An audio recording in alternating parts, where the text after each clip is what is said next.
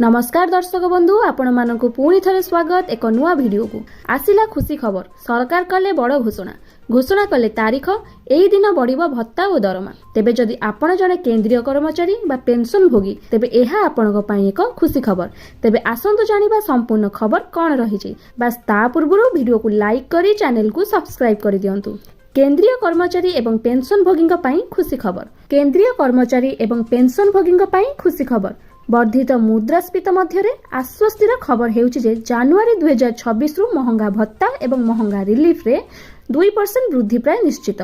जदि आपण जणे सरकार कर्मचारी तेबे आपण को दरमार खूब शीघ्र एक गुरुत्वपूर्ण वृद्धि देखा जाय पारे। वर्तमान कर्मचारी माने 58% महंगा भत्ता पाती जहाँ एही नूतन वृद्धि पर 60% पहुंची पारे। तेबे आसंतु जानिबा केउ दिन बढ़िबो दरमा और भत्ता।